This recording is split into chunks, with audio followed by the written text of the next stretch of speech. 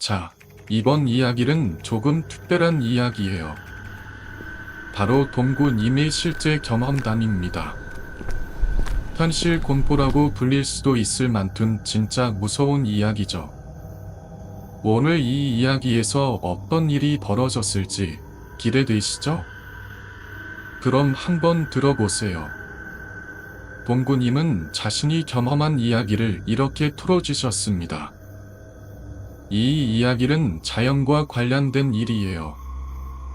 자연인들이 경험한 이야기라 곧 공포의 시작이었죠. 사실 자연인들이라는 단어에서 벌써부터 뭔가 기이한 느낌이 들었습니다. 그럼 이제 본격적으로 이야기를 시작해 볼게요. 이 이야기는 2001년에 일어난 일입니다. 그 당시 나는 자동차 영업을 하고 있었어요.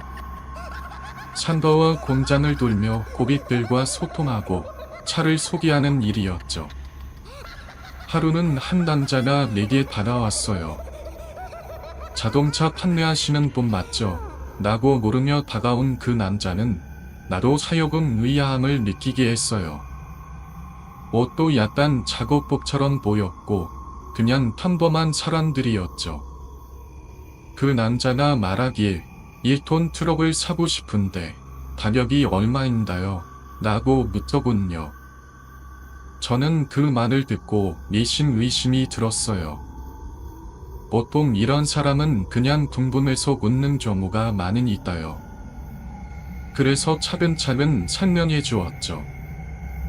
그런데 그 남자는 아무래도 그냥 지나가는 사람은 아니었던 것 같아요.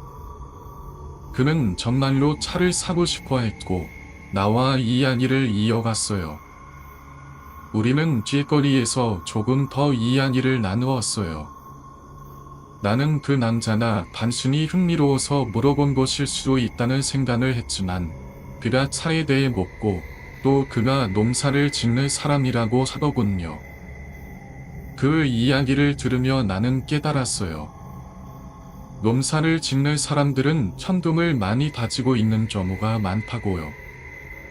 그렇다면 이 사람은 진짜로 차량을 살 수 있는 사람일 수도 있겠다 생각이 들어 나는 명함을 주고 상담을 계속 이어갔어요. 몇 일이 지난 후 그 사람에게서 전화가 왔어요. 며칠 전에 차량을 문의한 사람인데 내일 아침 9시에 매장에서 만날 수 있을까요? 라는 거였죠. 나는 그 사람의 요청에 맞춰서 약속을 잡고 그날 아침을 기다리기로 했어요. 그날 아침 그 사람은 약속 시간보다 일찍 8시 반쯤 매장에 도착했어요. 우리는 간단히 상담을 진행했고 모든 것이 순조롭게 진행됐습니다. 차량에 대해 이야기하고 계약서를 작성했죠. 그 당시에는 지금처럼 태블릿 PC로 계약서를 작성하는 시대가 아니었어요. 그래서 계약서를 심의로 작성하고 신분증을 요청했죠. 그 남자는 신분증을 주고 차량 대금을 어떻게 지불할지 묻자 차량이 준비되면 그때 지불할 테니 일단 차부터 보고 싶다고 했어요. 나는 그때 토불 지불이 가능하냐고 물었죠. 그런 방법도 있었거든요. 하지만 그 남자는 조용히 현금을 꺼내서 큰 돈 뭉치를 내게 주었어요. 나는 순간 깜짝 놀랐습니다. 그 돈은 850만 원이었어요. 2001년도에 그렇게 큰 돈은 정말 쉽게 볼 수 없었죠. 그 돈을 보고 나는 그 남자가 정말로 농사로 큰 돈을 벌고 있구나 하는 걸 깨달았어요. 차에 대한 대금도 다 현금으로 지불했기 때문에 이 사람은 정말로 돈이 많은 사람이었어요. 그렇게 차를 구입한 그 남자는 매장을 떠났고 나는 그때 그 이야기를 잊을 수가 없었어요. 돈이 있다고 해서 다 드러내는 것이 아니라는 점을 깨닫게 된 중요한 순간이었죠. 그는 나에게 무엇인가 중요한 교훈을 남겨주었습니다. 외적인 모습만 보고 사람을 판단할 수 없다는 점, 그리고 때로는 사람의 배경을 알기 전까지는 판단을 섣불리 내릴 수 없다는 것을 말이죠. 그래서 그 이야기는 단순한 차 턴네 이야기가 아니다. 세상에 대한 중요한 교훈을 담고 있었습니다. 진짜를 알기 전에 그냥 겉모습으로만 판단해서는 안 된다는 것을 배운 이야기였죠. 박사 과정에 있을 때 매년 꼭 맞춰야 하는 일정이 있었기에 필요한 비용을 정확히 계산해야 했습니다. 150장의 이탄을 찾고 등록할 돈을 준비하는 데에도 시간을 썼습니다. 그 당시 모든 계산을 정확히 맞춰서 결국 필요한 만큼의 금액이 준비되었고 수령을 위해 점을 치러 갔습니다. 점을 치고 나서 저는 현금을 받게 되었고 그 현금을 가지고 수령장을 마련하게 되었습니다. 그런데 그때 차를 가져오기로 했으니 20일 정도 시간이 소요될 것이라고 들었어요. 그래서 제가 어디로 연락을 드리면 좋을지 물어봤습니다. 그러자 그분이 말했습니다. 내가 핸드폰은 없으니까 집 주소를 적어 보내줄게. 나는 보통 산속에 있기 때문에 약도를 그려서 보내겠다. 그리고 차는 모리 딜러님이 직접 가지고 올 거니까 걱정하지 말라고 했습니다. 그 이야기를 듣고 저는 약도를 그려서 보내줄 거라는 말에 살짝 웃음이 나왔습니다. 그럼 차를 가져오는 일만 신경 쓰시면 되죠 라고 말했습니다. 그리고 그는 추가적으로 말했습니다. 등록은 하지 말고 차만 가져오세요. 번호판도 달지 말고 그냥 차를 가져오시면 된다. 그 이야기를 듣고 잠시 망설였습니다. 하지만 그분이 그렇게 말하신 이유를 이해할 수 있었습니다. 차를 가져오면 어떻게 할 것이냐는 질문에 1톤 트럭을 사용하고 있는데 상태가 안 좋다. 월요일도 고장 날 수도 있고 겨울이라 눈도 많이 올 수 있어서 차를 제대로 수리하기 어려울 수 있다. 고 말씀하셨습니다. 그 말을 듣고 저는 미리 등록을 해놓고 구매하기로 결정을 내렸습니다. 그렇게 하는 것이 더 낫겠다고 판단한 거죠. 시간이 지나고 보니 그 선택이 맞았다는 생각이 들었습니다. 굳이 세금을 낼 필요도 없고 급하게 등록할 이유도 없었습니다. 보니 많은 사람들은 그만큼 사고방식이 다르다는 걸 깨달았습니다. 그때 저는 정말 돈이 많은 사람들은 생각이 다르구나 라는 것을 확실히 느꼈습니다.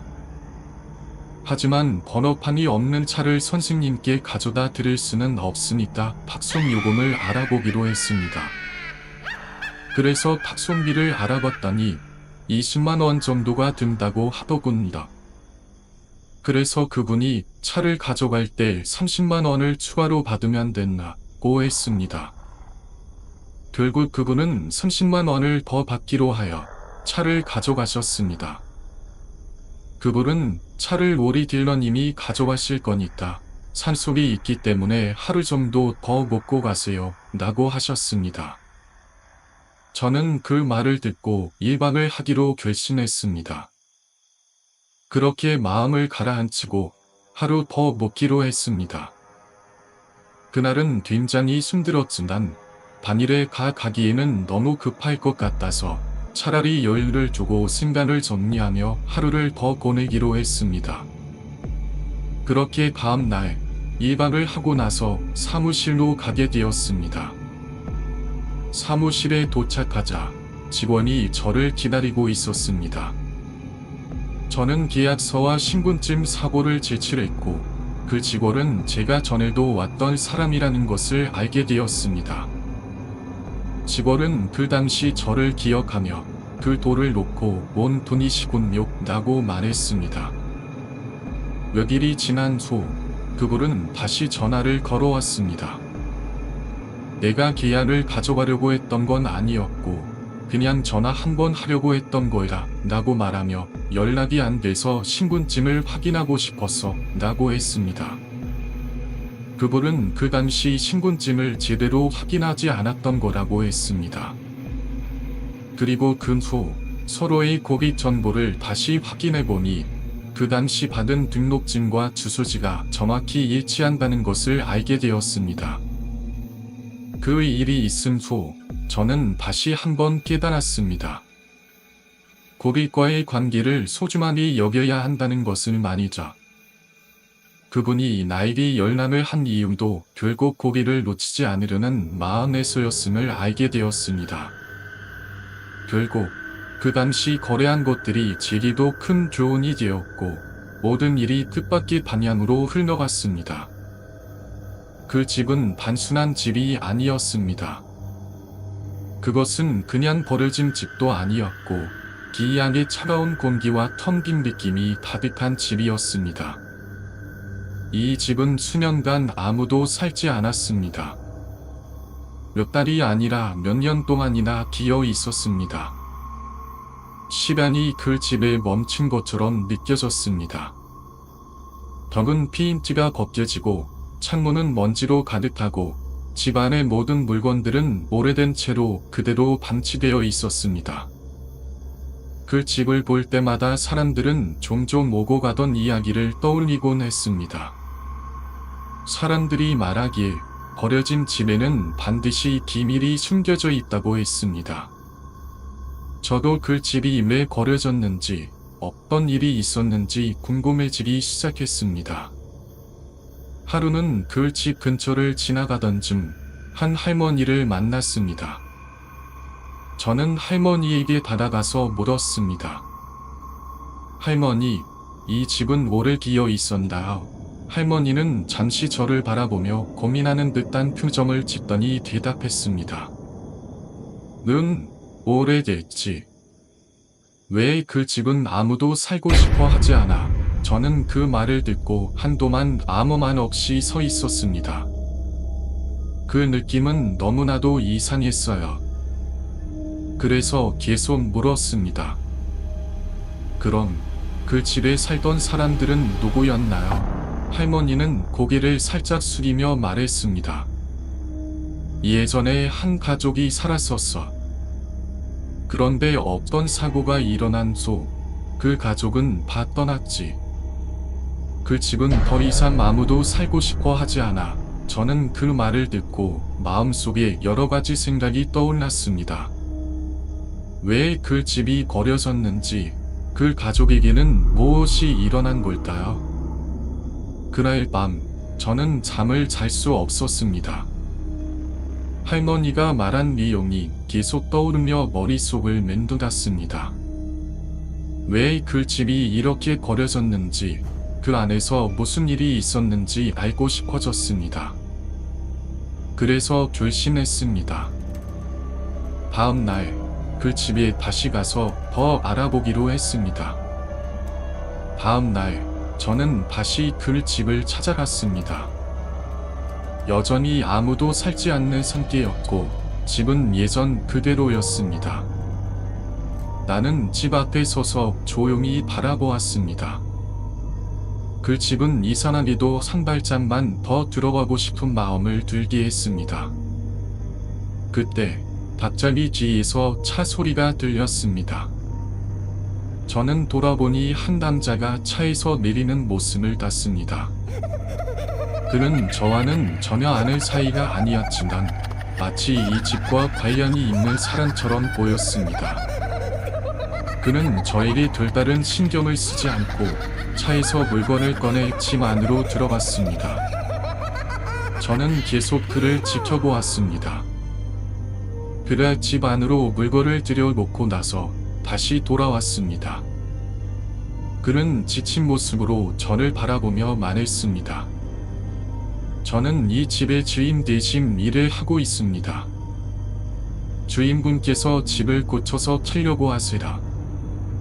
그 집에 대해 묻는다면 솔직히 저는 잘 모릅니다. 저는 그 말을 듣고 다시 물었습니다. 그럼 왜 사람들이 그 집에 대해 취하려는 거죠? 그는 잠시 말을 멈춘 후 이렇게 대답했습니다. 그 집에서 한 사건이 있었습니다. 그 사건 때문에 그 집은 사람들이 가까이 오지 않으려는 곳이 되었죠. 그의 말을 듣고 저는 더 많은 궁금증이 생겼습니다. 도대체 그 집에서는 무슨 일이 일어난 걸까? 저는 계속해서 집 주변 사람들에게 물어보았습니다. 그러던 중 또 다른 할머니를 만났습니다. 그녀는 저에게 다음과 같은 이야기를 해주었습니다. 몇 년 전 그 집에 한 가족이 살았었어요. 그런데 어느 날 그 가족이 모두 사라졌어요. 아무도 그 이유를 알지 못해요. 그 집은 여전히 그 자리에 있지만 마을 사람들은 그 집이 조금 이상하다고 느껴요. 그리고 어떤 사람들은 그 집에서 밤마다 이상한 소리가 들린다고 해요. 할머니의 이야기를 듣고 나니 그 집에 대한 의문이 더 커졌습니다. 왜 그 집은 이렇게 버려졌고 왜 그곳에서 그런 일이 있었을까요? 이 집은 단순히 오래된 집이 아니다. 분명히 무언가 숨겨져 있는 집이라고 생각하게 되었습니다. 근소, 저는 그 집을 다시 찾았습니다. 그 집에 대한 궁금증은 점점 더 커졌고, 이제는 그 집에 숨겨진 비밀을 반드시 풀고 싶었습니다. 그 집이 버려진 이유와 그 안에서 일어난 사건을 알아내는 것, 그것이 제 목표가 되었습니다. 그 집은 여전히 그 자리에 있었습니다. 벽은 여전히 낡고 문은 여전히 열리지 않았습니다. 저는 다시 그 집의 주위를 돌아보았습니다. 그리고 저도 모르게 그 집으로 발을 들여놓고 있었습니다.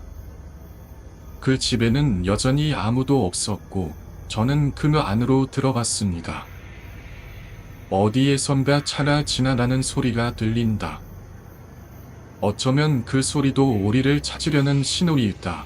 나는 그 차를 향해 가기로 결심했다. 차가 멀리서 오고 있는 게 보였고 드디어 차가 멈춰섰다. 차에서 내릴 사람은 나와 거의 비슷한 연배의 남자였고 그는 나를 보며 먼저 인사를 건넸다. 안녕하세요. 개인적인 일로 몇 번 크게 실수한 적이 있어서 오늘은 조금 일찍 오게 됐습니다. 그라 말하자 나는 고개를 끄덕였다. 그는 짧은 시간이지만 무엇인가 부담스러워 보였고 나는 그가 약속된 고객인 것을 알았다. 그는 차에서 내리면서 먼저 걱정하는 듯 말했다. 눈이 이렇게 많이 내리는데 차는 괜찮나요? 나는 차를 보며 말했다. 선생님의 차량은 멀쩡합니다. 다만 중간에 미끄러워서 조금 힘들었습니다. 그리고 그는 얼어붙은 몸을 따뜻하게 하기 위해 빠르게 집 안으로 들어가자고 말했다. 추우니까 빨리 들어오세요. 우리는 집 안으로 들어갔고 밤하늘 난로와 아궁이에서 나오는 온기로 따뜻했다. 전기가 끊겨 있었지만 큰 촛불을 켜서 불빛이 희미하게 방을 비추고 있었다. 우리는 잠시 등 분위기에 잠겨 있었다. 그가 말했다. 여기서는 하루 정도 지내면 좋을 것 같습니다. 나가려면 봄이 와야겠지만 지금은 이곳의 공기가 정말 좋네요. 그는 눈이 내리는 풍경을 보며 한숨을 내쉬었다. 세상은 참 중요하네요. 눈이 내리니까 모든 게 평화로워 보입니다. 우리는 그런 지구를 함께 나누며 밤 안에서 대화를 이어갔다. 밤은 짚어졌고 우리는 서로 각자의 침대에서 잠을 청했다. 그러나 내가 잠들기 전 그는 다시 내 방으로 와서 술을 한잔 하자고 제안했다. 혹시 술 한잔 하실래요? 그가 물었다. 나는 잠시 고민했지만 그래도 술 한 잔이 나쁘지 않다고 생각했다. 우리는 다시 작은 골방으로 갔고 그곳에서 그는 내가 보지 못한 다양한 술을 꺼냈다. 술병들 중에서 가장 눈에 띄었던 것은 백사주라고 적혀 있던 병이었다. 이 술은 정말 특별한 거예요. 백사주로 유명하죠. 그가 설명했다. 그리고 그 외에도 산삼주, 대파수, 벌찜을 넣은 술 등 다양한 약주들이 있었다. 나는 그 술들이 산속에서 자생하는 자연적인 재료들로 만들어졌다는 사실이 신기하고 그만큼 건강에 좋을 것 같다는 생각이 들었다. 그는 술을 마시며 한참을 이야기를 나누었다. 이 술을 마시면 건강이 좋아질 거예요. 산속에서 살아온 사람들이 이렇게 좋은 재료로 술을 만들어 마시죠. 나는 그가 말한 것을 동의하며 이 술들이 실제로 몸에 좋은 영향을 미칠 것 같다는 느낌이 들었다. 그럼 선생님은 어떤 술을 좋아하시나요? 내가 물었다. 그는 미소를 지으며 말했다. 저는 이 백사주가 좋습니다. 아수다 들어가 있고 맛도 특별하죠. 우리는 술을 마시며 대화를 이어갔다. 그날 밤은 눈 내리는 차가운 바깥을 떠나 따뜻한 밤 안에서 마음 편히 보낼 수 있었다. 대화는 점점 더 깊어졌고 서로에 대한 이해가 커져갔다. 나중에 우리는 술잔을 기우고 각자의 방으로 돌아나 잠을 청했다. 이렇게 그는 나와 함께한 하루를 마무리하며 삶의 이야기를 나누었다. 그 이야기는 나에게 많은 것을 생각하게 했다. 어느 날 다시 그와 함께 술잔을 나누게 된다면 더 많은 이야기를 나눠보고 싶다. 그 사람은 의외로 긴장을 풀고 아무렇지 않게 웃으며 담배 한 대를 키우기로 했다. 담배를 피우면서도 뭔가 생각에 잠긴 듯했다. 길게 한숨을 쉬고 나서 주변을 잠시 둘러봤다. 풍경은 조용하고 밤은 깊어가고 있었다. 그가 다시 차에 들어오고 나서 나도 그를 따라 들어갔다. 그때까지도 그는 아직 생각에 잠겨있는 것처럼 보였다. 이런 모습을 보니 정말 극단적인 쾌감을 추구하는 듯한 느낌이 들었다. 그의 표정에서 그 누구도 알 수 없는 혼란과 갈등이 엿보였다. 자기는 지금 뭘 하는 거지? 나는 속으로 그런 생각을 했다. 그는 겉으로는 아무렇지 않은 듯 보였지만 내심 이 사람의 상태를 정확히 파악할 수 없었다. 계속 그렇게 미소를 짓고는 있었다. 그가 그 순간 내게 다가와 말하기 시작했다. 그냥 즐기는 거야. 일생을 그렇게 살아야 하지 않겠어? 나는 그가 말하는 방식에서 일종의 자리를 찾으려는 욕구가 있는 것 같다는 느낌을 받았다. 그 사람은 뭔가 더 큰 것을 추구하는 것처럼 보였다. 내일이 오기 전에 오늘을 놓칠 수 없다는 생각을 하는 듯했다. 그 말에 나도 모르게 고개를 끄덕이며 그래, 결국 다 지나갈 거야 라고 말했다. 시간이 지나가며 우리는 어쩔 수 없이 그 자리에 머물게 되었다. 이후 나는 그가 말한 대로 술을 한 잔 따라주고 우리 둘은 계속해서 이야기를 나누었다. 하지만 그가 계속해서 말하는 내용이 점점 이상해지기 시작했다. 그가 자주 언급했던 부분은 결국 가족에 관한 이야기였다. 결혼을 안 했다. 는 말을 꺼내자 그 사람은 잠시 멈칫했다. 나도 의도치 않게 그 사람의 사생활에 대해 더 알고 싶어졌다. 그렇다면 왜 결혼을 안 한다요? 내가 물어보자 그는 잠시 멈춘 후 그냥 그렇게 되지 않았어요. 가족이란 건 내 삶에서 중요한 부분이 아니었죠.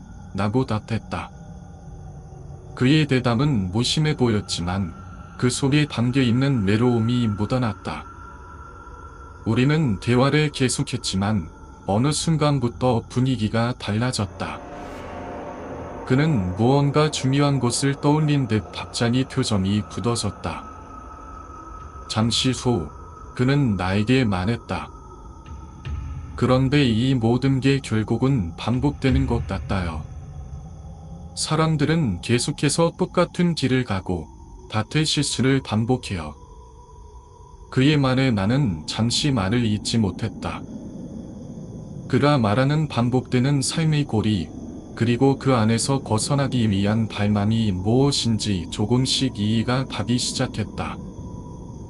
그러나 그 순간 그의 표정은 더 이상 밝지 않았다. 오히려 뭔가 답답한 지문이 느껴졌다. 그는 더 이상 묻지 않고 침묵 속에 갇혀 있었다. 그와의 대화는 점점 더 복잡하게 얽혔다. 그는 이제 더 이상 자신이 누구인지, 무엇을 원하고 있는지조차 모르는 사람처럼 보였다. 그런 그를 보면서 나는 그가 말한 반복의 의미를 깊이 생각하게 되었다. 과연 우리가 살고 있는 이 삶도 그와 같은 반복의 연속일까? 금초, 우리는 조용히 술잔을 비우며 더 이상 말을 나누지 않았다. 분위기는 점점 더 무겁고 그의 생각도 점점 더 깊어졌다. 그날 밤, 그는 결국 아무 말 없이 잠자리에 들었고 나는 그의 말을 곡심으며 잠을 청했다. 그때는 내가 괜히 질문을 했다고 생각했다. 그냥 아무 말 없이 조용히 지나갔어야 했는데 그 질문 하나로 혼자서 한숨을 쉬며 걱정이 커졌다.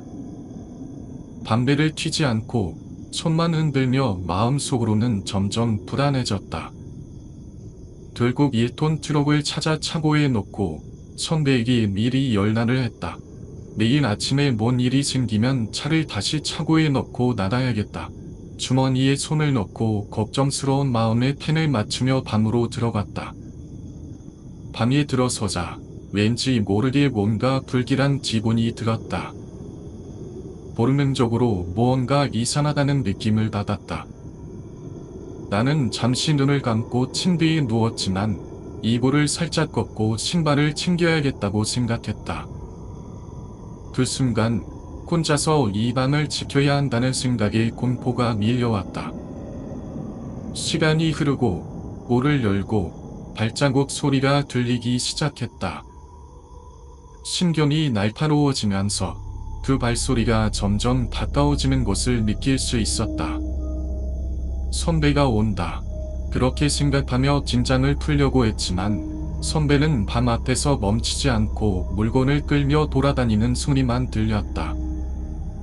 문을 열고 이리저리 움직이는 발소리가 밤 안에 울려 커지며 공포는 더욱 커졌다. 나는 발끝에서부터 온몸이 굳어가며 숨을 죽이고 눈을 감았다.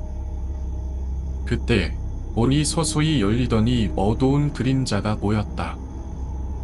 바깥에서 달빛이 비추어 그림자가 더욱 선명하게 드러났다.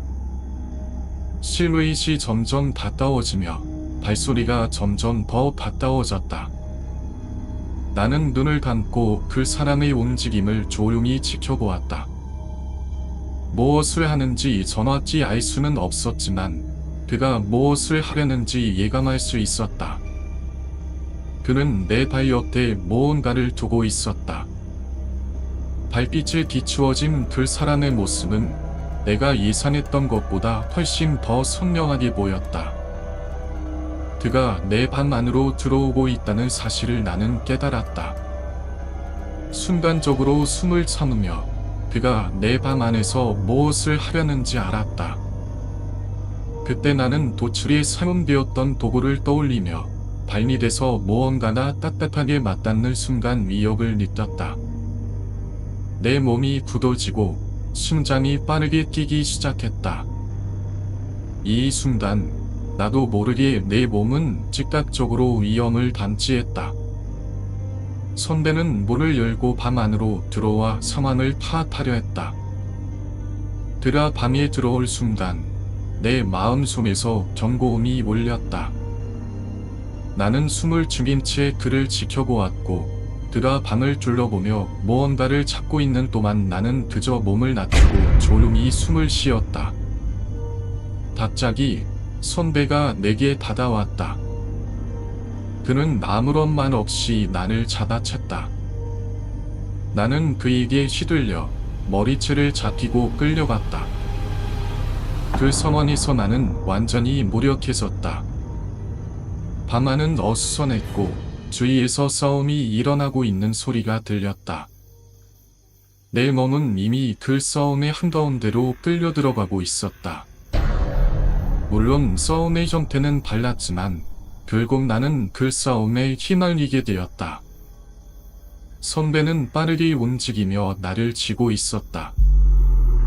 내가 어떻게든 벗어나려고 애썼지만 그는 내 손목을 꽉 잡고 있었다. 그때 도구가 바닥에 미끄러지며 떨어지는 소리가 들렸다. 그 순간 나는 그 틈을 놓치지 않았다. 아무 생각 없이 나는 그 자리를 떠나 뛰기 시작했다. 발을 구르며 나가는데 주변은 혼란스러웠고 나는 그 혼란 속에서 빠져나가기 위해 무작정 달렸다. 머릿속은 텅 비었고 그저 도망쳐야 한다는 생각뿐이었다. 나를 쫓던 사람은 점점 멀어졌고 나는 그들을 따돌린 것 같다. 하지만 그 순간 1톤 트럭의 시동 소리가 들리기 시작했다. 그 소리는 나의 마음속에서 다시 한번 긴장감을 불러일으켰다. 이 기회는 절대 놓쳐서는 안 된다고 생각했다.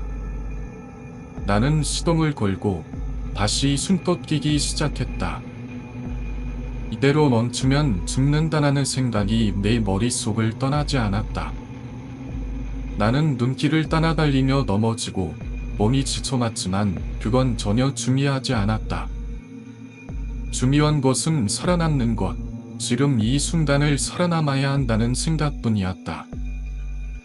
내 몸은 점점 무겁고 발걸음이 무겁게 느껴졌지만 나는 계속 달리기를 멈추지 않았다. 그때 보름달이 환하게 떠 있었다. 달빛은 나의 길을 비추며 나를 이끌고 있었다. 그 빛이 내 마음속에서 조금이나마 희망을 안겨주었다. 하지만 그 희망도 잠시. 내 몸은 이미 한계를 느끼고 있었다. 체력은 다 떨어졌고 발걸음이 점점 더 느려졌다. 나는 마치 죽음의 문턱에 서 있는 듯한 기분이 들었지만 멈출 수 없었다. 내 몸은 지쳤고 나는 마치 끊어진 밧줄처럼 끌려다니는 기분이었지만 멈추면 끝이라는 생각에 계속 달렸다. 주인은 고요하고 오직 내 숨소리만이 들렸다. 1톤 트럭 소리는 더 이상 들리지 않았다. 내가 쫓겨온 길은 점점 더 멀어졌고 더 이상 내 뒤를 따르는 발자국 소리도 들리지 않았다. 그때 나는 내 스스로에게 다짐했다. 여기서 멈추면 정말 죽을 거야. 그래서 더 이상 멈출 수 없었다. 몸은 고통스럽고 숨은 바빠졌지만 나는 그 길을 계속 달렸다. 그 길은 끝이 없을 것 같다. 내 몸이 아프고 지쳐도 나는 계속 뛰었다. 보름달이 그 길을 비추고 있었고 그 빛을 따라 내 발걸음은 계속 나아갔다. 내 몸은 이미 한계에 다다랐지만 살아남기 위한 본능은 나를 계속 움직이게 했다. 결국 나는 내 체력이 다 떨어져서 더 이상 달릴 수 없었다. 그때는 그냥 몸을 끌며 걷기 시작했다. 하지만 나는 여전히 살아있었다. 나는 계속 걸었다.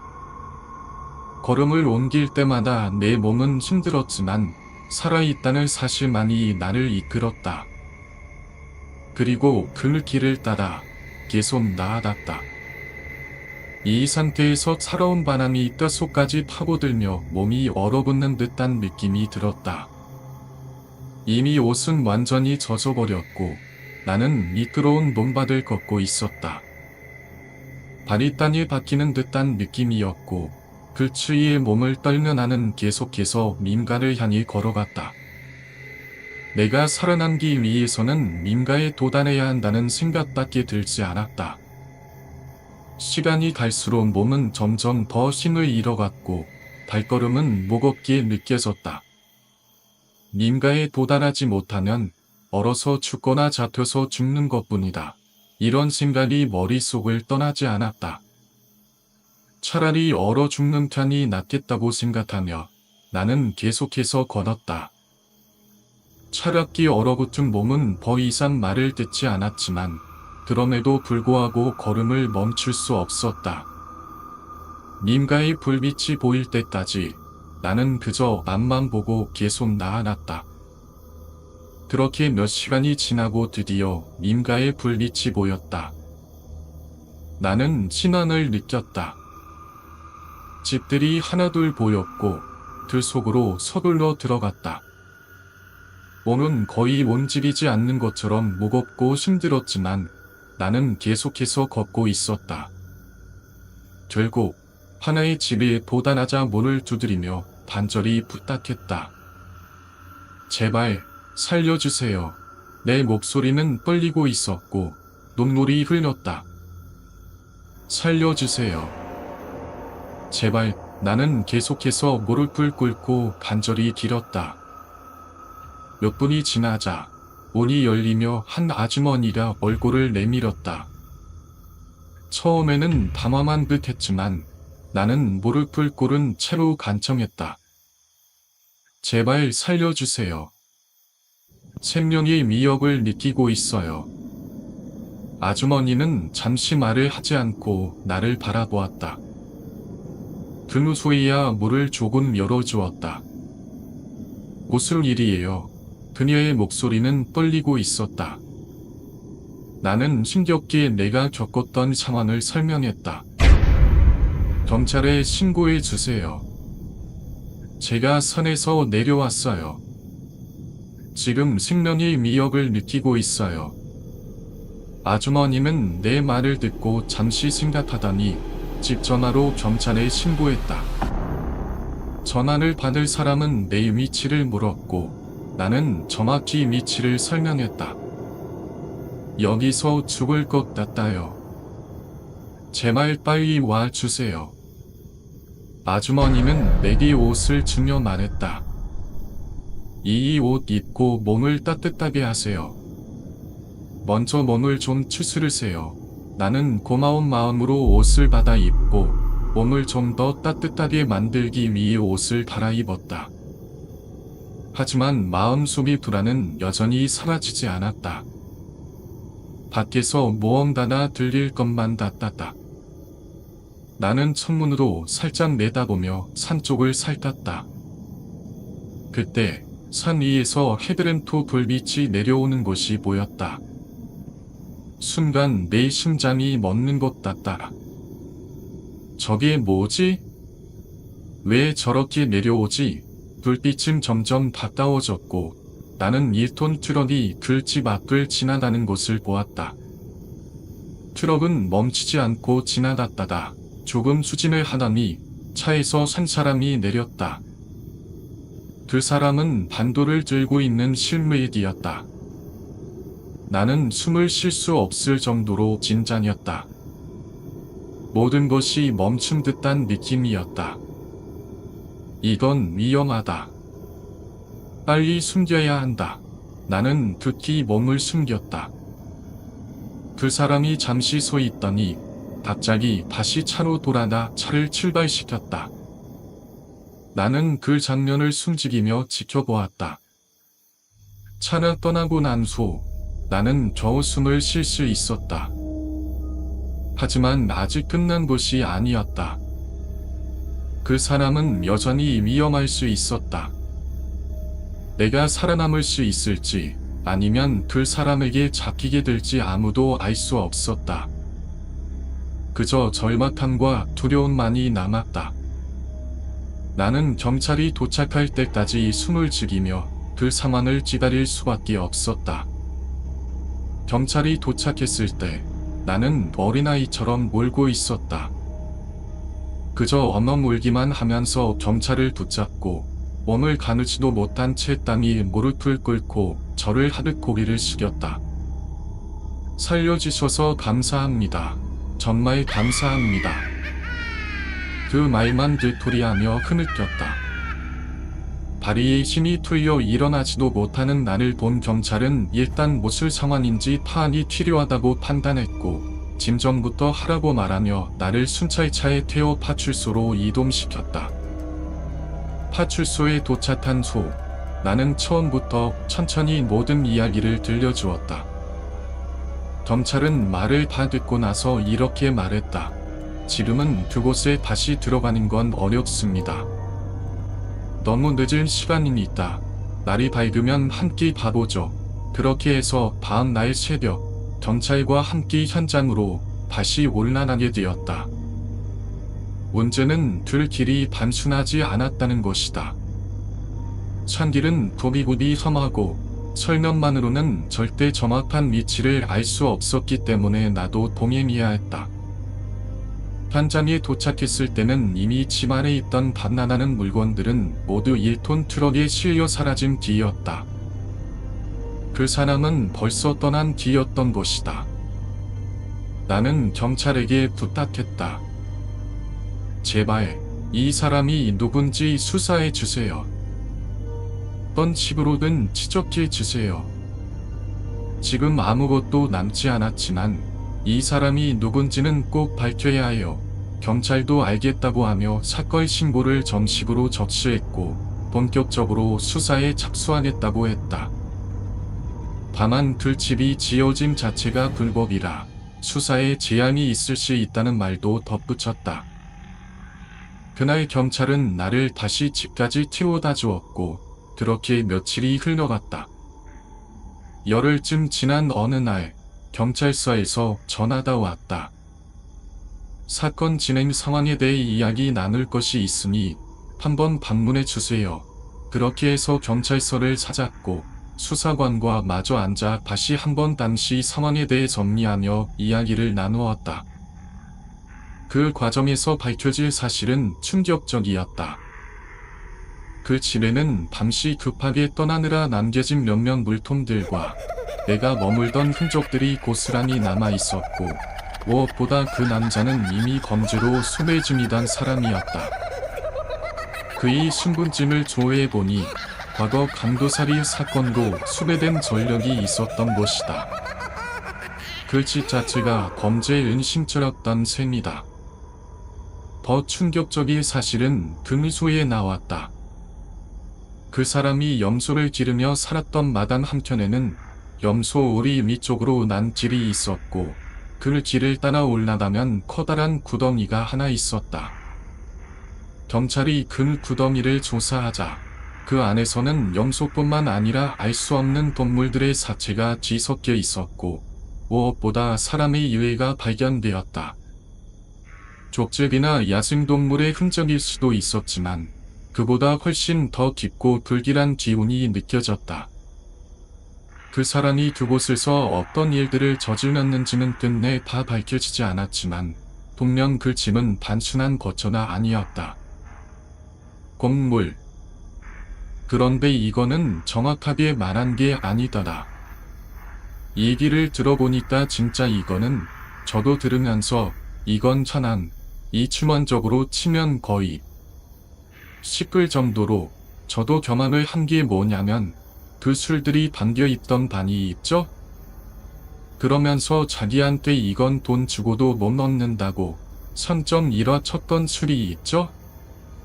그게 뭔지 아냐면 혓바닥으로 담근 거예요. 어휴. 뭔 말이냐면 사는 혓바닥으로. 그러니까 그런 맛이 나겠죠. 완전히 미친놈이 그 안에 숨어 살았던 거고 나란 건데 대체 선배 생각으로는 자기는 처음부터 그 자리를 호텔로 쓸 생각은 없었다고 판단이 되는 거예요.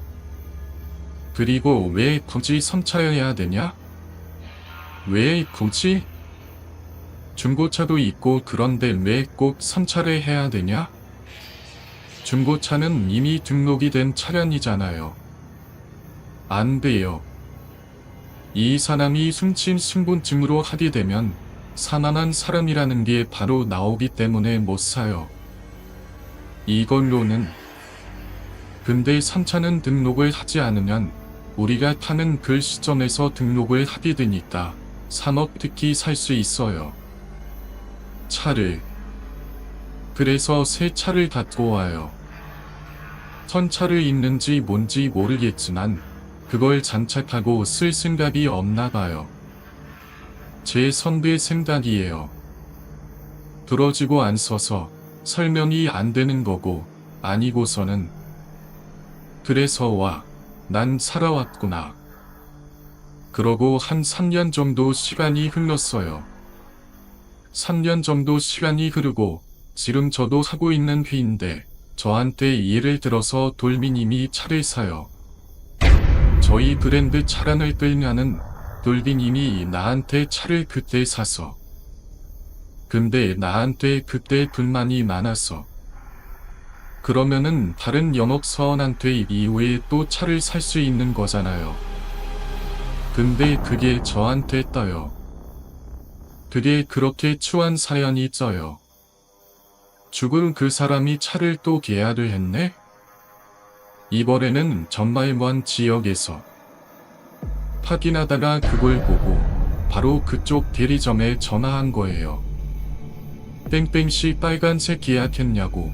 그때 뭐라고 했냐면 너씨하고 자초지종을 다 설명을 했대요. 이거 그 영업사원 위험하다고. 이거 경찰에 바로 신고하고 그 사람 체포하셔야 된다고. 그쪽에서 얘기를 다 듣고 경찰에 신고를 한 거예요. 경찰에 신고를 하고 제 선배도 오지랖이 넓어가지고 또 좋다고 그쪽 지원까지 갔어요. 제 선배가 그 사건 현장까지 안 가고 레토르도 똑같아요. 계약단의 파토리도 똑같은데 거기서도 단중에 살고 있는데 검거를 했어요. 검거를 했는데 경찰서로 와가지고 조사를 해보니까 제 선배가 당했던 사람하고 다른 사람이에요. 그쪽 지역에서 잡힐 사람도 수배중의 사람은 맞아요. 그러니까 범법자는 맞는데 제 선배가 겪었던 그 사람은 아니에요. 그래서 경찰에서 추궁을 했죠. 이 신분증은 어디서 났냐 그랬더니 그냥 길거리에서 주웠다 그래가지고 또 좀 더 채널에서 물어보니까 자기가 다니도 도망 다니고 있는데 산중에서 공소시효가 끝날 때까지 버틸 수 있는 방법을 알려줄 사람이 있다고. 그 사람이 그러더래요. 이거 알려진 방법이야 하면서 얘기를 해줬대요. 그래서 인상착의를 물어봤더니 자기가 그 모든 일을 겪게 했던 그 사람의 메모란 자리가 얼추 맞더래요. 얼추 맞아서 쳐다봤는데 이 사람 같은 경우에는 진짜로 산중에 밖에서 살다가 누가 알려줄 사람이 있어서 그걸 그대로 따랐던 거예요. 외국에 이런 얘기를 해줬대요. 숨어서 살다가 용기가 생기면 차도 산 대 사고 신분도 바꿔서 새로운 삶을 살아봐 하면서 그 방법을 다 알려줬대요. 그러니까 차가 필요해서 차를 사라고 한 게 아니라 일종의 용기 테스트 같은 거였던 거죠. 자기의 무료한 산중 생활에서 탈출해보는 하나의 과정? 그런 거요. 그래서 권고될 사람은 잡혔는데 제 선배를 죽일 뻔했던 진짜 그 사람은 아직도 못 잡았어요. 이제는 공소시효도 다 끝나가고 있고요. 여전히 완전히 미공수에 빠져 있어요. 그런데 이런 사건이 생각보다 되게 많았나 봐요. 제 선배가 겪었던 것처럼 완전 변태 사이코 같은 케이스 말고도 진짜로 수배 중이거나 어쩔 수 없이 도망쳐야 했던 사람들이 이 산중에서 몰래 숨어 사는 경우가 생각보다 많대요. 제 선배도 나중에는 그런 쪽에 관심을 갖게 됐는데요. 산중에 사람이 살 수 있다는 게 왜냐면 부모님이 편찮으셔서 산에 들어가 사시는 분들도 있고 하잖아요. 그런데 차이나 이때 차이다. 그 집 지붕에다가 나뭇가지 같은 걸 잘라서 박아놓고 위성 사진으로 봤을 때 집이 아닌 것처럼 보이게 만든 그런 집도 있대요. 가지 말라는 거예요. 그런 데는. 그 당시에는 위성 사진이 그렇게 정밀하지 않았지만 지금은 공무원들이 위성 사진으로 단속을 하니까 산짐에 집을 짓고 살다나 들키면 바로 단속이 들어가거든요. 그래서 진짜 숨어서 사는 사람들은 혹시라도 위에서 봤을 때 들키지 않으려고 지붕 위를 다 나뭇가지 같은 걸로 숲처럼 덮어버리는 거예요. 그러니까 혹시라도 산짐에서 조난당해서 가다가 자연인이 사는 집을 봤는데 곰터도 아니고 지붕도 이상하게 나무로 위장돼 있다. 그러면은 더딘 티야라는 거예요. 그런 말을 들었다고 하더라고요. 그리고 제 선배를 그렇게 했던 사람은 결국 못 잡았죠. 잡긴다 한들 처벌도 못 받아요. 왜냐면 시간이 이렇게 흘러버렸으니까. 이미 공소시효가 다 끝났죠. 강력 사건 쪽에서도 연락이 왔대요. 그때 글 짐장도 못한 왔던 글 사건이요. 그래도 큼지막한 얘기 하나를 오늘은 꺼내봤습니다. 글을 썼던 동물권님 이야기예요. 그런 이야기 들으면 진짜 지문이 빠져요. 노개강이 쭉 빠지거든요. 왜 그런지 모르겠지만 이런 이야기를 나눌 때 마음이 같이 따라가요. 머릿속으로 상상을 하게 돼요. 만약 제가 영화 감독이라면 그 장면 하나하나를 다 재현할 수 있을 것처럼 생생하게요. 그래서 들으면 들을수록 더 빠져들게 돼요. 뭐가나 실수는 둘째치고 이야기에 톡 빠지게 되더라고요. 그냥 놀러 온 것도 아니고 이런 이야기들을 진행하면서 내정들 사연이 나오면 채팅창이 술면이는 걸 저는 본단 말이에요. 그리고 그렇게 여러분들도 그래요. 와. 하면서 감탄해요. 진짜 우리나라에도 이런 데들 틴토 같은 게 있구나 싶고요. 여러 가지 이야기들을 아마 아들들, 딸들은 몰라서 그렇지 아버지 세대들이 알고 계시는 그런 얘기들도 있을 거예요. 악당들이 그 사람을 죽이고 하는 영화 같은 이야기들, 이런 것들 말이에요. 정말 몰랐던 이야기들이요. 그래서 이렇게 들으면서 저도 오늘 이야기 정말 너무 좋았습니다. 칭찬해 주셔도 좋고 그냥 마음껏 들어주셔서 감사해요. 닭발 파우더처럼 정말 꿈만 같은 이야기 아니었나요? 이제 글 김장도 뜰을 다 꺼내 보았으니 저는 여기서 인사드릴게요. 너무 고생 많으셨고 제 이야기를 끝까지 들어주셔서 정말 감사합니다. 새해 복 많이 받으세요. 감사하고 또 감사드립니다. 이 이야기는 여러분이 오늘 밤 참 잘 주무시게 도와줄 거랍니다. 힘이 빠질 정도로 집중해서 들으셨다면 분명 푹 주무실 수 있을 겁니다. 본권이의 이야기는 앞으로도 계속됩니다. 그럼 저는 이만 물러갑니다.